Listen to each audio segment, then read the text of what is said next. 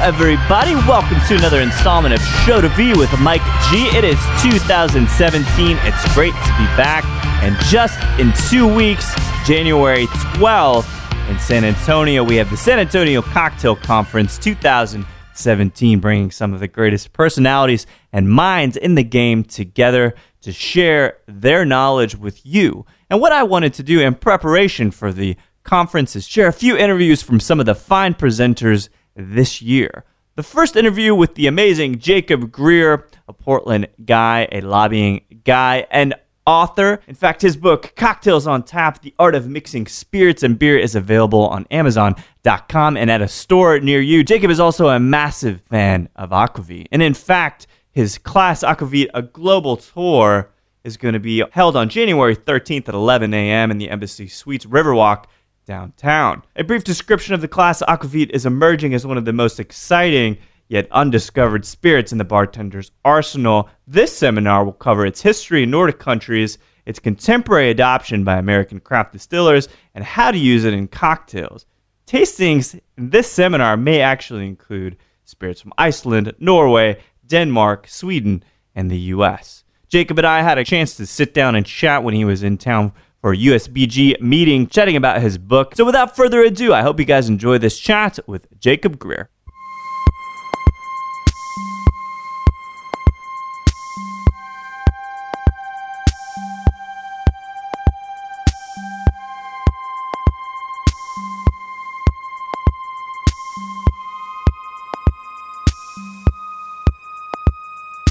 Doing great. Yeah, it's a really cool venue. Beautiful space, had about 20 people turn up. Oh, killer. Yeah, so got to go do a nice little half-hour chat on beer cocktails. Beer history. Cocktails. Yeah. I noticed that beer is a larger font size and capitalized on the cover of your book. I think that's something worth talking about here in a second. Was that intentional? I don't know how I mean, it obviously was. I didn't do too much to do with the design. Yeah. But our biggest concern, which as it turns out we really underestimated, was that nobody has any idea what the book is about. Because it's called Cocktails on Tap. Right. And the subtitle is The Art of Mixing Spirits and Beer. Expands it. Right. Massively, yeah. And so we were discussing with the publisher, like, will people realize it's about beer cocktails, or will everybody think it's about how to put cocktails in kegs and, run them through a draft line? It's a great point, yeah. Yeah, which is that could be a cool book, but that's a small market. Like, not many people are going to buy that book. Yeah. And as it turns out, everybody thinks that's what the book is about.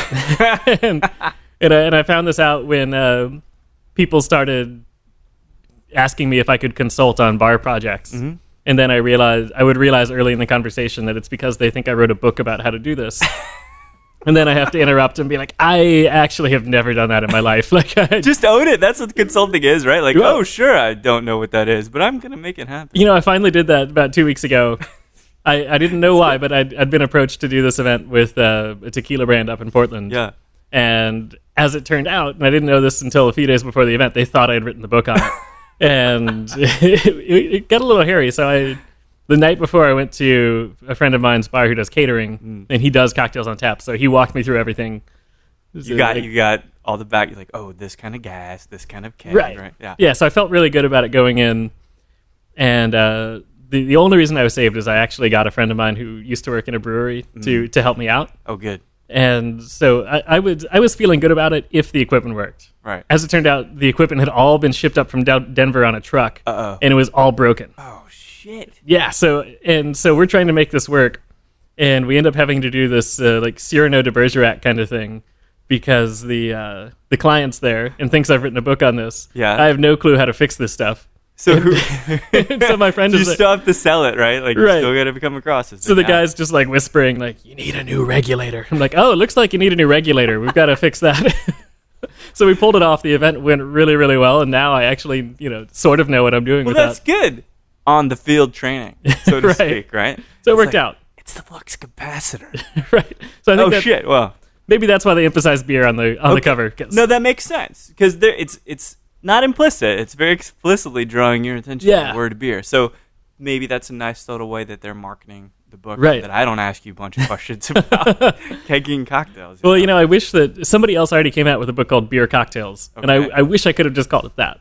It would have been easier, nice and descriptive, right? Like everybody knows exactly what you're getting. Like I've made up my mind of if I do another book, the title's going to be really clear. Very, very concise. Yeah. Page 45 is what it's about. Right. That's what the title of the book is. Yes. This is a book about X. That's the title right there. Marketing and being an author. I mean, this is an incredible piece. Some stuff that I want to talk about. You went to Vanderbilt. You're a published author. You've written for The Atlantic. Like I said, a wide array of experiences and things. But if I understand correctly, you are from Spring, Texas? Yeah. So this is like coming home. This is crazy. So I'm from Katy, God forbid, but it's just as esoteric as Spring is, just in the other area of Houston. So you're born and raised, like in terms of high school and junior high and stuff, all in Spring? Yeah, whole life. I lived in 2 different places in Spring up and all the way through high school. Oh, that's crazy. So there's many paths, I think, that take people into this industry. I'm doing air quotes, and sometimes it's the math guys, the science guys. Sometimes it is the truly creative at heart, artistic people. So I don't have any earthly idea what side of this you've fallen on. Were you the creative guy in high school? Were you the music guy? I never would have guessed that this is the industry I'd end up in. Yeah. I didn't drink in high school. I didn't drink in college.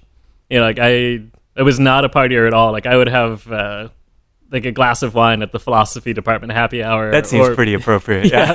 And I think when I was 21, I finally started out going to bars. But even then, it was like, I ordered, what am I going to get, right? I got the amaretto sour. It was like, this is what I drink. It tastes good. Right. Yeah. So, I didn't like beer at all back then. Yeah. So that all came a lot later. So you talk about philosophy. I mean, is that... I still kind of take, because you went and you did some philosophy and economics, right? So that's what I thought I was doing. So that hard kind of economics, macro, micro, all of that. As much as I could. Math has never been my biggest strong suit, so I was never going to become like a top economist. Yeah, but patterns, those are easy to recognize. Yeah. So I remember in my college classes, we'd often do teamwork, and I was always paired up with this guy who was really good at math, but didn't get the concepts. And I got the concepts and wasn't good at the math. So, he would solve the equation, and then he wouldn't know what the stuff meant. He's like, I solved for X. Like, what does it mean? Well, it means this. All right. Yeah, so together we could do it. Another Serrano moment, actually, if you think about it, right? So you get the beer guy doing the math. And you're kind of selling it. Yeah, so it worked out. So were your folks in the so sometimes here's a guess, right? So sometimes it's everybody's in the hospitality industry. You're kind of born into it, and even if you don't realize it's in your DNA, or it's a split. Dad's scientist, mom's an artist. Like for you, how was that split with your folks? Were they both science? Were they both they were both in education. Oh, no kidding. Yeah, so my mom's an English teacher and my dad's a school psychologist. Really? Yeah, neither one of K-12 or high ed or? Yeah, mom was high school. Dad did everything. Oh, wow. So neither one hospitality at all. Neither one much of a drinker. But mom interested in people. Yeah. Do you get maybe some of that? I think I do from my mom, who's genuinely interested as a psych nurse. She was in people, but does it make you think about what motivates them, kind of what makes them tick? Because you got economics, which is how they spend their money, the patterns. Right. But then sometimes I imagine you got to wonder why, as people, like why they do the things that they do. Yeah, I mean, I'm definitely the outlier in the family, and in terms of traveling around and getting into this industry, I mean, it was definitely never what I expected or what they expected. Right. Well, they've always been very supportive of it. Yeah, well, they have to be. Good psychology is behavioral, right? Right. Like, yes. Well, even the dedication in the book was to my parents, who never questioned too much my dubious career choices. Was it an expectation then that you entered high ed and did? Yeah, I mean, I thought I would. I went to Vanderbilt, which is a really good university. I hear it's good. Yeah, it's a good spot. And then I went to Washington, D.C., and I was interning at the Cato Institute. Really? Yeah. Tell me more about the Cato Institute. Heard of it, but not too familiar. Yeah, so they're a libertarian think tank. Okay. So the constant battle that they always have is people want to call them conservative or Republican, and left or right, blue or red. Yeah. Yeah. So they're libertarian, which is free markets, very free market economics, but also socially liberal and very tolerant. and anti-war. So Middle of the road, is that fair? They kind of embracing a little bit of each side, or are they just you could call it that, or agnostic? In some ways they're pretty radical. Like they were well ahead of the curve, on things like ending the drug war and on personal liberties. Yeah.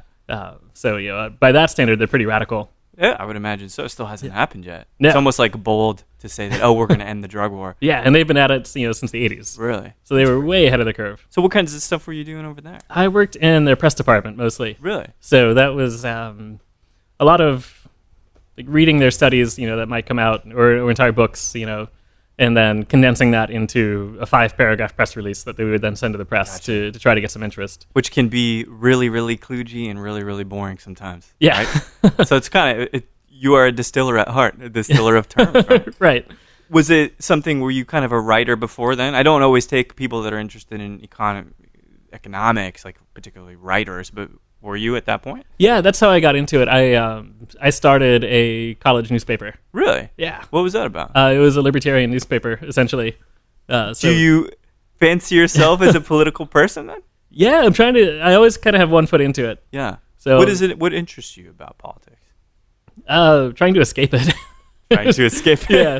The ubiquitous nature of it? Yeah, I'm a pretty libertarian guy, and I'm also pretty contrarian, so I like arguing with people. That's good. Yeah, and being a libertarian, I guess the benefit is your people are never in power, so you can never actually be blamed for anything. That's a good point. So that's really good. It's right, so it's kind of a luxury. Do you find it's a very tense place right now politically? There's lots going on. Yeah, I mean this year's. I've never seen an election like this. Not necessarily the candidates themselves, but just as an observer of people and trends. What the hell? How do you feel about this year? It's just incomparable. There's so much to root against. That's true. But also more, it's interesting as a libertarian because, we all saw this as, I think going in a year ago, we all saw this as this great opportunity. Yeah. That, you've got not particularly desirable candidates on either side. And, the Libertarian Party has nominated some really weird people.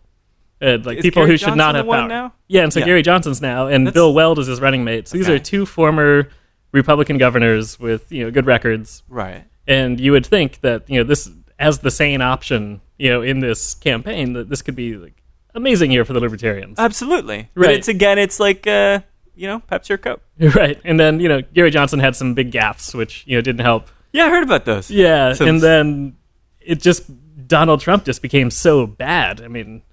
He was never good, but in the past month especially, it's just become so horrible that it's so lopsided that no matter who he's against, you don't even have to know. You could just, random person from the United States, phone book. John Johnson. Right. John, whatever. It doesn't matter. Yeah. It's a weird place. It's kind of, do you find this fun at all? Because in a sense it is kind of fun. That someone can kind of rise to power like an actor. This is very Truman Show-esque. Right.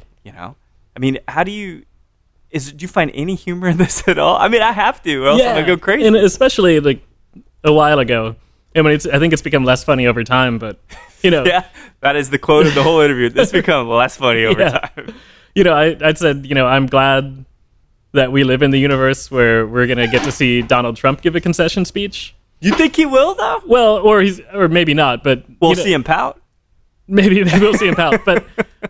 I would like to peek in on the other parallel universe where I get to see Hillary Clinton concede to Donald Trump, just because that would be so bizarre. Obviously the real world outcome would be terrible, but it's like you said, how does this happen? How does this reality TV star guy take over? How is this reality in general, right? And I rarely get people that are published authors and insightful. Not politicians, but how about political commentary? Yeah. So I think that's fair, right? I can call you that. So here's an interesting thing, and this is a slight tangent, but I find it kind of important. So scientists for a couple years now have been saying we live in a hologram. It's oh, okay, well maybe that makes some sense. And if you start to think about it, and don't think about it literally a hologram necessarily, right? You start thinking about people are experiencing their own truths completely separate from the actual truth of the universe. How do people, or rather, I don't want to blame people, point fingers, are there bubbles? Are people living in these bubbles in which everything they think is true and nothing that is true is true. Yeah, I mean, does that make sense? Yeah, there's a friend of mine coined the term epistemic closure in reference to people on the right who just are in an echo chamber. Yeah. And it came up with the polls, last presidential election. They were all convinced the polls are wrong, and once the election comes, we're actually going to win. And obviously they didn't. This constant state of denial, I don't know where it comes from. And it's just gotten worse. It has gotten worse. I don't know. I think as an author, if you think about people, because people are your market, you've got this lovely book and you want people to be educated and feel empowered and, all these things that kind of dive into the beer cocktails. And does it feel like a big hurdle given they might not even know the truth about any of this? They may just ignore, that's not a book, right? I don't think I've ever had to worry about that. Yeah. It's a little bit lighter than that. Yeah. Well, that's fair. That's totally fair. So this kind of libertarian, the writing, the school newspaper, how was that received ultimately? It was good. I could have stuck with it, but I didn't really enjoy the office life in DC. Yeah. So I ended up leaving that pretty quickly to work in a coffee shop. Really? Which was actually where I was happiest. I would get off work and hate having been in an office all day. Yeah. And then I would walk 2 miles to my favorite coffee shop, and that was the only place I really felt happy when I was Solace. there. Yeah. Was it that in DC as well? Yeah, that was in DC. So I did coffee for probably about 3 years. Did you ever feel, and I don't think of it this way because the hospitality industry, including coffee, is quite lucrative now, but stepping away, you've got your degree from Vanderbilt, you're working for essentially a lobbyist or a think tank, like you said, stepping into hospitality and coffee. Was that ever maybe this, is it a step down or is it just because it makes you happy it's the right thing to do? I liked it. I was much happier there. Yeah. And I think I was probably one of the few people who ever turned down a job at the Cato Institute to work in a coffee shop. But yeah, that's what I wanted to do. But talk about libertarian values. Yeah. But you definitely didn't get respect in DC, at least back then. I think now people respect the hospitality industry there a lot more. Yeah. But at the time, I would go to a happy hour or cocktail party with people in politics. Right. And they'd ask everybody in DC the first question, well, what do you do? It's like LA. What can you do for me? Yes. And where do you drive? Yeah, right. And as soon as I tell them, I'm a barista at this coffee shop, rather than follow up with something about coffee or what's interesting about that, the question's always, oh, well, what are you trying to do? As if it's not good enough. Right. And it's no, I actually could be working at a think tank, but I'm really much more interested in this right now. And you're walking the earth like Khan, man. That takes a lot of courage, but a lot of focus to say, I'm going to really do this thing I love. And would you say that maybe your eyes and your tongue opened up to flavor and flavor composition more as you into Oh, yeah, coffee? absolutely. I totally credit that because, when I got into it, I just liked the atmosphere of the coffee shop. It wasn't so much, that I knew anything about coffee or wanted to geek out about coffee. This was 2004. I mean, that's still early on. Still pretty early on in the coffee days. And then, as it turned out, my favorite shop that I'd been going to when I applied was getting bought by this guy named Nick Cho, who, if you follow the coffee world, Nick is a big celebrity. Iconoclast? Yeah, he's one of the leaders for sure, and he now does Wrecking Ball in San Francisco. Oh, wow. But so he was buying the shop, and so I met Nick, and he hired me. And the very first day of training, he just did the best thing, which was he took all of us, 4 or 5 of us who were starting the new shop, and we went to his original shop, and he handed us a $20 bill. Okay. And he said, go down the street to Starbucks and just get whatever you normally get. So we all go to Starbucks, we get our drinks, we bring them back. And then he goes down the line. He's like, what did you get? And if I got an Americano, he's like, now I'm going to make you an Americano. And he would just make it his way. A and B it. Right. And did it for me. I think I was drinking lattes back then. And so, I had this paper cup of generic Starbucks latte. And then he did it in a ceramic mug with this beautiful Rosetta latte art. And it was mind-blowing. He's like, oh, this is really cool. It was much better. Mind-blowing is good, but eye-opening. Yeah, I never would have thought about it that way. And, we did weekly cuppings at work. And so that's incredible. So my palate got developed because of that. Was there a way that you leaned in terms of a coffee preparation? Are you a purist? Were you somebody like slight sweetness? I pretty much just drink black coffee all the time now. Back then it was espresso because when you're working in a shop, that's really easy to do. Yeah. And then once I had to start buying my own coffee, I was like, I like hanging out with a mug and relaxing. It is, and I think it's so akin to spirits, drinking things neat. We're sipping some Tovala Right. From Real Minera, and some of that minerality and almost that clay nature. Coffee does have that too. For sure. As rich. Do you find, and I know to geek out on coffee for a second, but is there a particular region that you like over others? Because I'm always looking for suggestions. I had some Ethiopian blend the other day. It was a lot. I was always drawn to the Ethiopian ones. I like the big fruity ones. Very fruity. Yeah, almost slightly acidic. It's really, really interesting. So I see this momentum building. Like the eyes are opening. You're learning how to taste. You like to taste. When does alcohol make, in a sense, its second entrance for you? So it was funny. I was trying to decide what to do, how to turn being a barista into a career. Yeah. And so your options, you could open a shop. Sure. And, I wasn't really prepared to do that. Or you could become a roaster. And I actually had an option to sort of look into that, but it would have meant like moving away to this rural part of Virginia. And it's like, that's a lot of time. You like the bustle of the city? Yeah, I like being in a city and like dealing with people. And, roasting is kind of back of housework. You see your coworkers, but that's about it. Yeah. So I decided, well, maybe cocktails are this thing, and there's so many flavors to play with. Maybe I'll like that. So I worked at a place where I worked as a barista, and they had a full bar. So they let me start doing like daytime bartending. And it's right next to you. Yeah. So I became a daytime bartender. And this place had 120 seats and 9 martini glasses. We were not a serious cocktail destination, but a good place to play. Yeah. Right? So I started learning a little bit about it that way. But it never really clicked. Yeah. So were you not passionate about it? Did it not? I didn't know the people. Make sense? Like I didn't have the people to be mentors. Gotcha. So they were, as it turns out, they were in DC, but I didn't know who they were. People like Derek Brown. He was there at the time, but I didn't know better. So I just kind of thought, well, cocktails are actually kind of boring. Really? Yeah. So I decided to leave. At that point, anyway. Yeah, and so I actually went back to Cato. And took a full-time job and committed to a year. You did it? Yeah. Why? I didn't know what else to do. I'm not judging you, I swear. But dead end thing? We're like, I got to go back and I was like, well, this is fun, but, I need a real job, and I like Cato, so I'm going to, at least tolerate it. The office life was never ideal, but it was like, I can do this. It's like going back to the ex. Right. She's all right. Exactly. Probably not going to marry her, but she's all right. Yeah. So, it seemed like the thing to do at the time. Yeah. But I told him, I've got to take a vacation before I start. So it's just funny you say that. I went to visit my ex in, yes. in San Francisco. And in San Francisco, it clicked. We went to this bar. It's still there. It's a bar called Rye. Okay. Oh, I've heard of it. Yeah. Yeah, and she and I were basically the only people in the bar. It was a slow night. We just sat down at the bar, met the bartender, who I think was actually from Texas, if I remember correctly. They always are, man. And you don't know who it was, do you? I have no idea. It'd be funny if it was Claire Prowse, right? No, anyway. it was a guy. I know that, but it just totally changed my mind. Like they were doing the fresh juices, great ingredients I'd never tried before, just amazing drinks.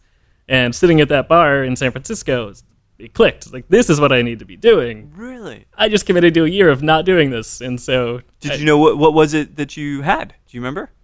Like that I couldn't song tell you. Heard. I couldn't tell you anything that I had. Because there's plenty of them to be had, I suppose. Yeah. But it was great. Yeah.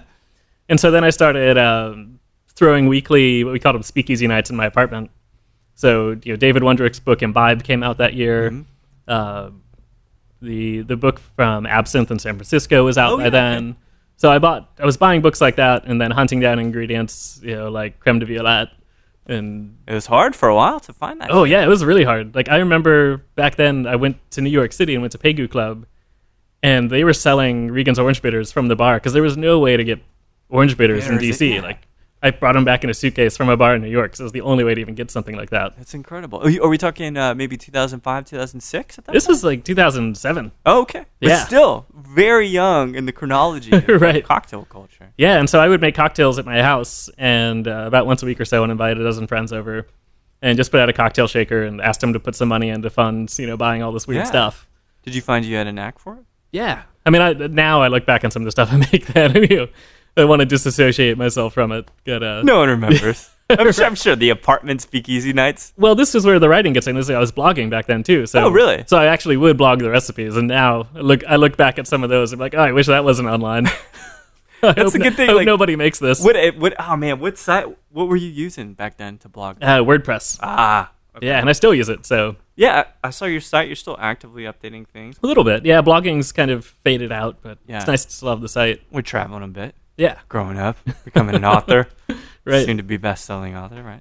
Well, how long then did it take before this DC stint and so doing the think tank stuff, doing coffee, doing cocktails that click, but then Portland becomes a really big part of your life?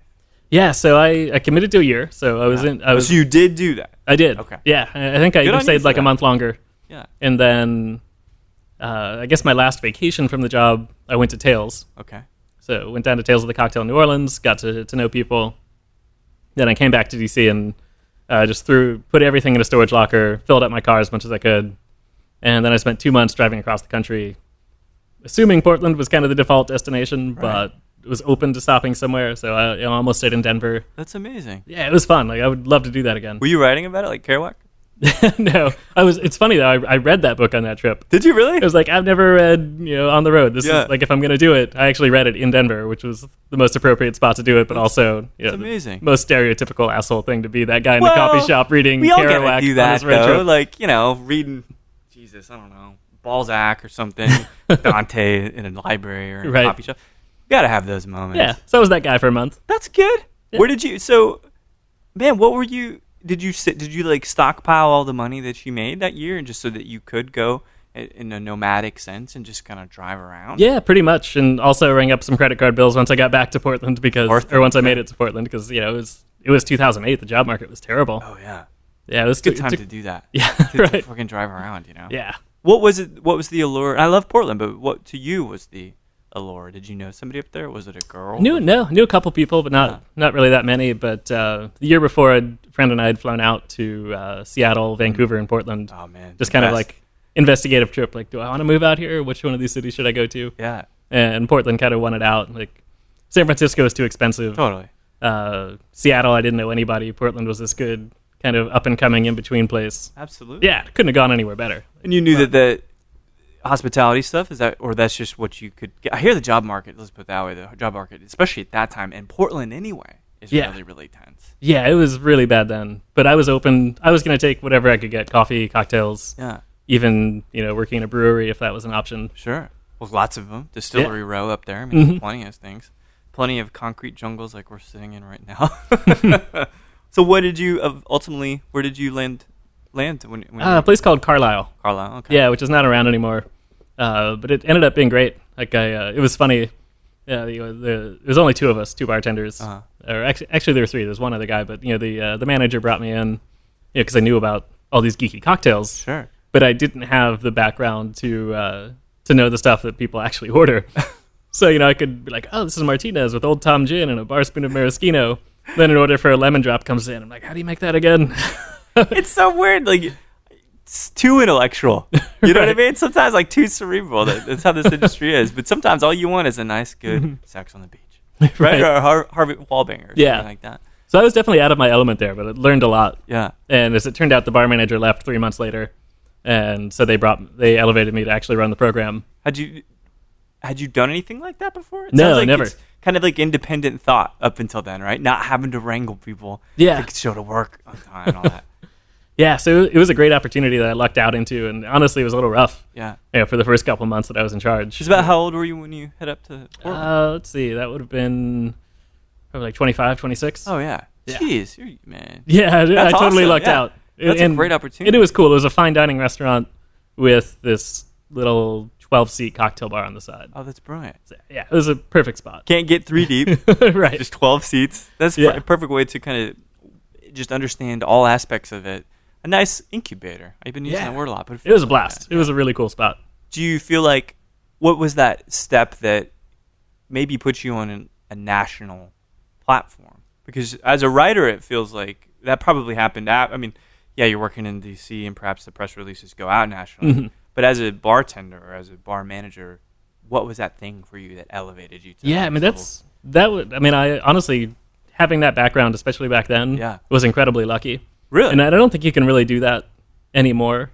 But, looking in Oregon, like Jeffrey Morgenthaler was the same way. Yeah. I mean, he was in Eugene, Oregon at the time. Really? Yeah. So you were there before it was? I got to Portland before Jeff did. No kidding. On my road trip, I actually stopped when I was driving from San Francisco to Portland, stopped in Eugene and went to his bar. Because we had this community of bloggers. I went to see Jeff, and then when I got to Portland, there was another blogger named Lance Mayhew, and I'd never met Lance in my life. And he messaged me on Google Chat. I was like, hey, when you get to Portland, if you need a room to stay in, you can stay at my place till you find an apartment. That's the writing. Yeah. The writing brings us together. Yeah. Well, I brought you guys together. I don't write. Right. But I mean, it's hard.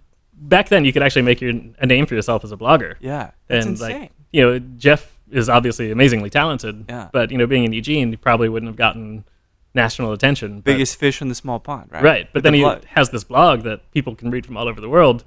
And suddenly, it doesn't matter where you are. Yeah. If you're making good stuff. And do you ever look at your, and I'll call it influence, but your influence on the industry and kind of the narrative about cocktails? Do you ever look at yourself as saying, well, maybe I was a founding father after this, this particular chapter? Because obviously you've got pre-prohibition and guys writing about right. it. It's pretty funny. Like, there's people like Jeff who have obviously shaped the industry. Yeah. And then I feel like the things I do are like the weird footnotes, the weird things that happen. Yeah, like beer cocktails. It's not like this huge trend. Yeah. But, I've had... You're a footnote?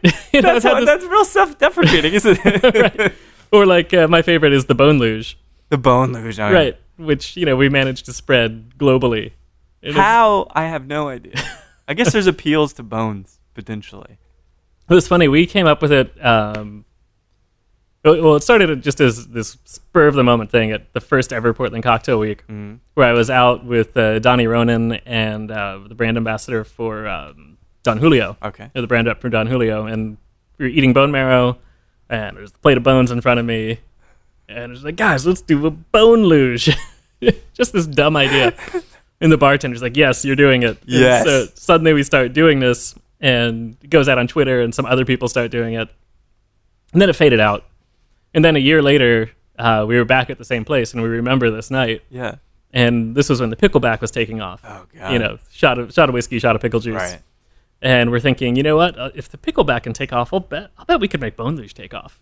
And so we hashtag it. We make a Twitter account. You guys didn't have like a gentleman's bet, did you? Yeah, we basically did. We're like, I'll bet we could do this. Here's 20 that says we can do it. Yeah. Right. And it took off. It's crazy. That is so strange. And every 3 months or so, I'll be online and just Google Bone Luge or like search for Instagram or Twitter, and I always find the craziest stuff. Oh man! And just like I started that. Right. I mean, your contribution. Let's distill it down a little bit. Your contribution to civilization was the Bone Luge. Right. Like I can imagine being like in my 60s at a bar somewhere and seeing some young people doing the Bone Luge, and I'll just be the old man like, I invented that Bone Luge back in 2010. You don't even know, kid.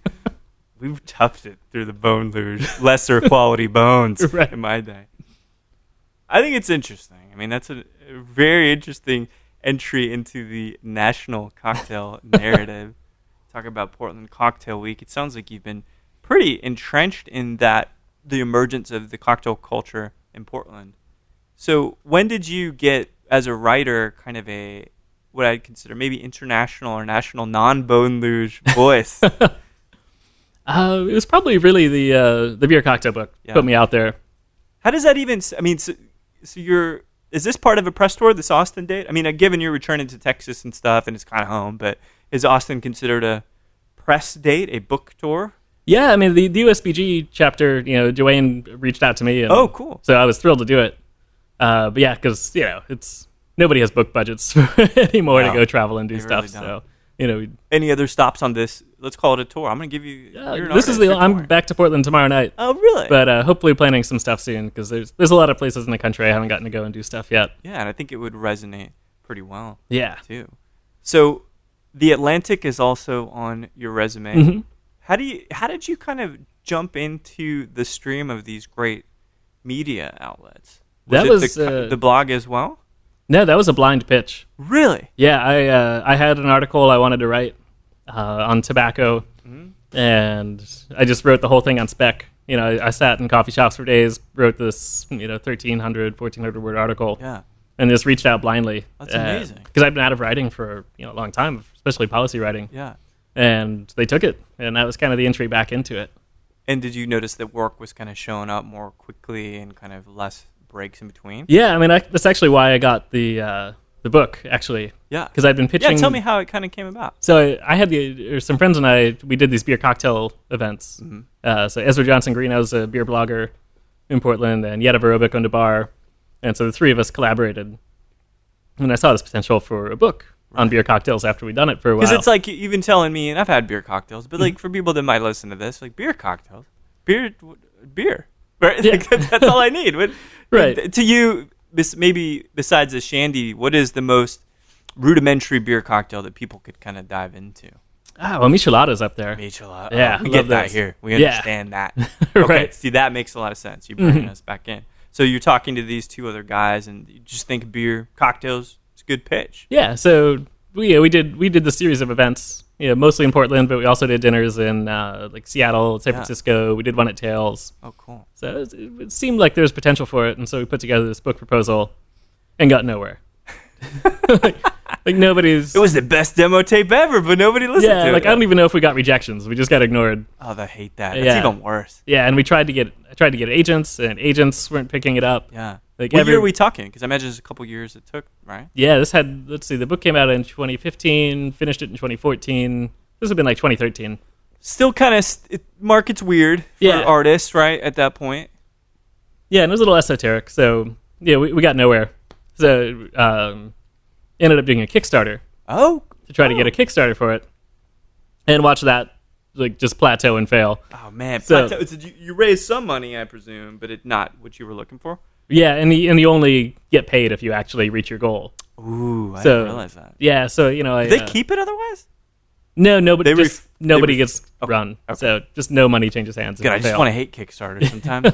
There's still well, you got to get it. We keep the money. Yeah, right. No, it doesn't work like that. But I spent money on a video. Yeah. Oh, okay. Doing production and stuff. Yeah, and luckily I had some friends who helped me out with that, and were willing to make me a deal like it's this much if the project fails, and there's a bonus if it succeeds. Oh, that's great. So that's that worked really out. Nice and flexible. Yeah, but the Kickstarter was failing, so it got off to a great start, and then it was just you could see it just creeping up, but not going up, and right. Like I realized halfway through, like nothing, this isn't gonna happen. Man, so are you ready to abandon the project at that point? Pretty much, and then what happened was, I wrote the tobacco article for the Atlantic, came out during that Kickstarter, and the guy Judd Laghi, who ended up being my agent, saw the article in the Atlantic, emailed me out of the blue, because this is what he does, is he finds people that he wants to work with, and said, hey, have you ever thought about writing a book about tobacco?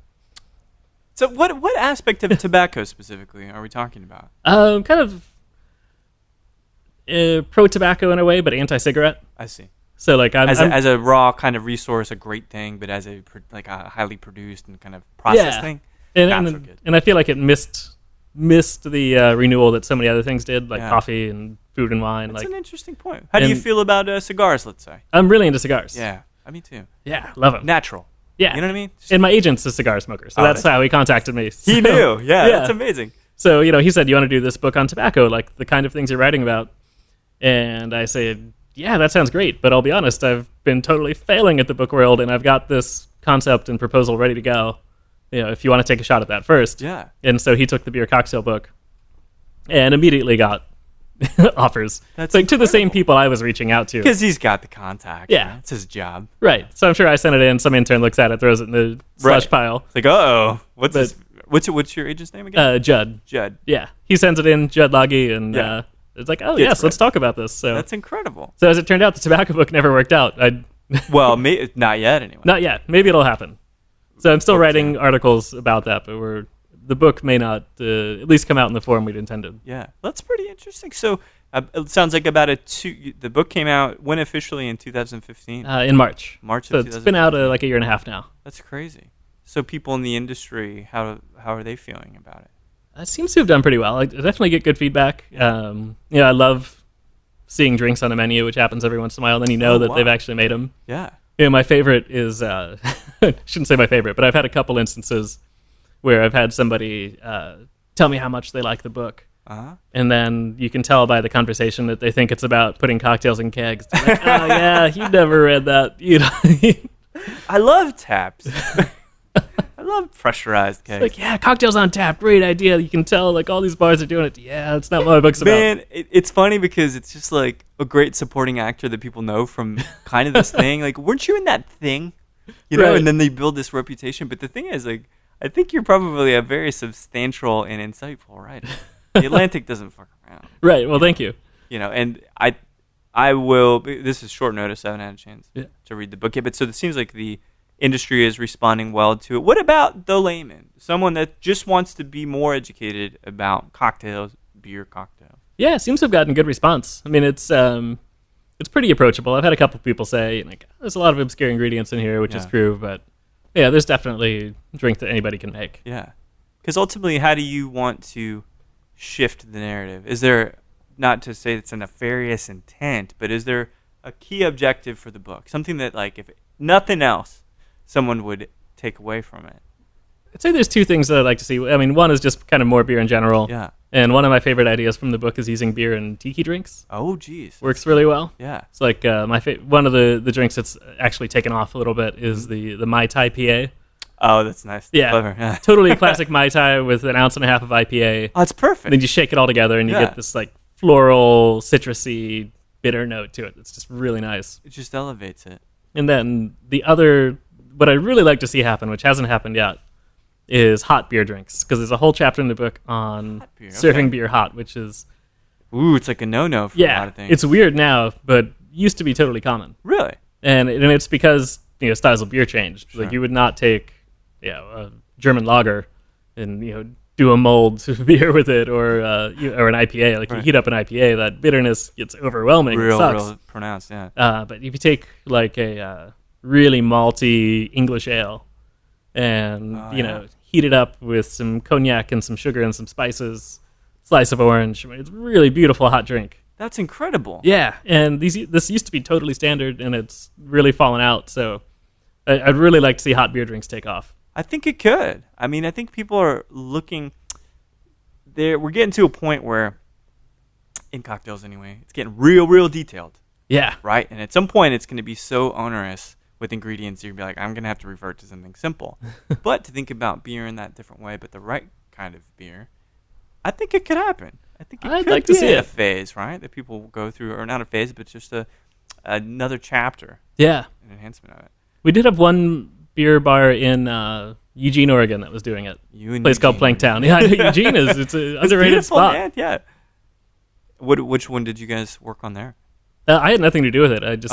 but you saw it. Yeah. Oh, killer. Yeah, it's a brewery called Planktown, and their bar manager got into the idea, and so they started doing in the winter mulled beers of various kinds. That's really interesting. Yeah. And then he actually moved to Portland, so now he and I actually work together. No kidding. At a new place called Wayfinder, which we just opened. Wayfinder. So you do the writing, you're traveling a bit, but still very much connected to the industry on a day-to-day?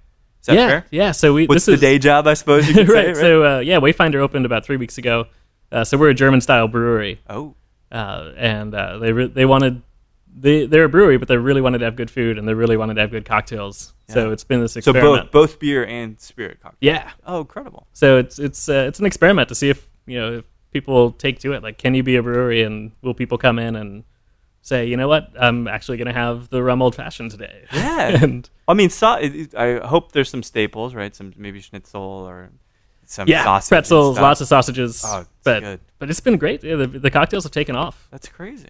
Where in Portland is it? In the central east side. Okay. Kind of the industrial area with Distillery Row. Oh, yeah. That's it. I mean, I'm not about to speak for Portland's rise to prominence again, but I mean, it seemed like a great area. A lot of things happening. Yeah. New Rick House. There was like an ice cream spot across the way from House Spirits too. Like just stuff that's like, oh, that reminds me of home. Yeah. It reminds me of Boston. We're kind of like the younger, punkier little sister, perhaps. But so 3 weeks in, brilliant. You've got a book. You've worked in politics. You've worked in coffee. I don't know what could possibly be left. Of course, there are, I'm sure, uncharted territories for you. How do you feel about, let's say, family? You feel like starting a family, settling down, any of that stuff? Not anytime soon. Makes it hard to balance that stuff. Yeah, like, honestly, I want to travel more. Yeah. Get out. Asia, man. Yeah, I really want to go. I've been to Sri Lanka. That's the only place in Asia I've been. It's great. You talk about cocktail culture. I mean, talk about people that the book may even more resonate with. It's really, really interesting. So, any next steps? So, you got this bar. Like I said, 3 weeks in. I'm trying to figure out do you want to write another book, or was it too daunting the first? Oh yeah, I'd love to. Yeah. So I'd love for the tobacco book to be picked up. I've pitched people on an aquavit book. Oh, that's cool. Which we've got a bottle here. Yeah. Which is interesting. And explain was this a token gift from Portland? This bottle? No, of so this is I've actually started doing some work with this brand, which is Brennivan. Mm-hmm. So like 5 years ago, I started an event called Aquavit Week. Okay. So again, this is like doing those weird footnotes to the mixology world. Like I love Aquavit. Mr. Footnote, yeah. Yeah. And it's growing. So we're actually just about to announce this year's Aquavit Week. We are expanding for Portland, Chicago, New York, and Houston. Oh, we're gonna do a week of events in all those cities. I'm gonna travel all over. There's a massive Aquavit passion here in Texas. Yeah, I think Texas could be like one of the best states for Aquavit Week, or for Aquavit in general. Yeah, you might be tapping into something. Yeah, I was shocked. We came this Brandon just from Iceland. The importer and I came to Austin about 6 weeks ago. Yeah, and he was in awe. Like he goes all over the country and presents this product to bars. Yeah, and like literally everybody said yes. Like everybody we're going to is like, yeah, we want that. And that's so crazy. Like we never have that experience. No one has paved the way yet here in Texas. There are, to my knowledge, my peers in this distilling realm, we haven't worked on an Aquavit. I mean, to me, it's not. I love it, but it's not something I want to work on. Yeah, but I know it's gonna happen, dude. Yeah, it's taking off. Like I just updated our site. There's more than 30 Aquavits in the U.S. now. So that's incredible. It's definitely growing. Well, and it makes sense if you're a distiller and you don't have time to like age your whiskey. You've got to get a clear spirit out. Yeah. And I'm sure gin is tough. It is. Vodka's even more tough. Right. So Aquavit is this option that only a few people have realized that it's a different avenue to take. That's a good point. So is it okay if I dub you Mr. Footnote? Yeah, I like that. I think I can go with Twitter that. handle. Like forget all this like eponymous stuff. Right. Jacob and all that. Mr. Footnote. But dude, it was great. And thanks so much on short notice. Kind of a random yeah, thank you for having me in. Chat. This is awesome. Good. And I hope you enjoyed the mezcal. Let's get to the airport and get you onto the next tour stop on this book tour. Even though I know you're heading back to Portland, but it's great, man. Thanks so much. Yeah, thank you. Well, there we have it. What do you guys think of Jacob? It was really great getting to talk to him and listening back to the interview now post-election results. Some of this stuff is terrifying to hear the things that we thought were going to happen, the things that didn't happen but did, the alternate universe that Jacob actually talks about. I mean, it's nice to touch on politics. It's nice to touch on booze. And of course, I really look forward to diving into Jacob's book, Cocktails on Tap, The Art of Mixing Spirits and Beer. And if you can catch him at the San Antonio Cocktail Conference talking about Aquavit, I really think you'll enjoy the company. He has a lot of insight and a lot of passion about Aquavit, but spirits and the world in general. So thanks everybody for listening to Show to V with Mike G. It's 2017. Lots of drinking last night, lots of celebrating. No matter how many of your New Year's resolutions you do accomplish or do not accomplish, please keep dancing.